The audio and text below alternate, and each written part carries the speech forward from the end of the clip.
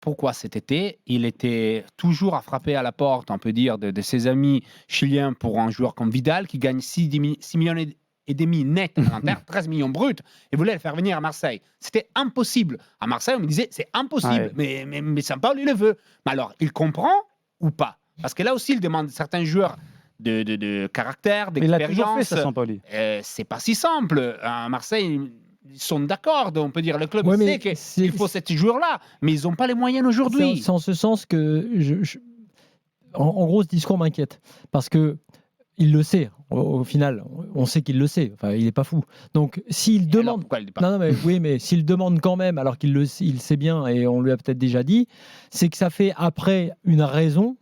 Si je vais au bout du raisonnement, quand tu as envie de partir, parce que vraiment, ou si on le fait partir, pour dire vraiment, moi, ça fait longtemps que je demande des joueurs et que je n'ai pas eu ces joueurs. Évidemment, le club n'a pas envie de communiquer sur ça, parce que tu vas pas communiquer sur toutes les discussions internes. Ça ne pas les agacer. En fait, oui, mais tu vas pas communiquer.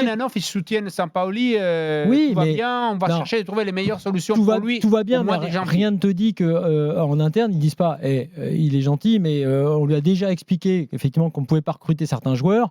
Oui, effectivement, il va falloir qu'il fasse avec cet effectif au moins pendant un petit moment. Enfin, je pense que tout ça est su en interne. Donc, moi, je pense que Sampaoli sort un peu le parapluie.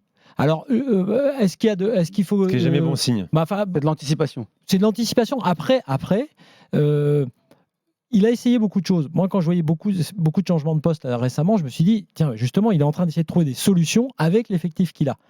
Et le seul risque de ce turnover, c'est ce qui se passe avec l'Irola notamment, c'est de perdre un peu tes joueurs. De les perdre. Psychologiquement, sportivement, parce que c'est dur pour un joueur, contrairement à ce que disait Simonet, de travailler sur un poste et de se dire, même si c'est pas le mien, je te prends un vieil exemple français. Thuram, arrière droit. Jacquet lui explique clairement le truc.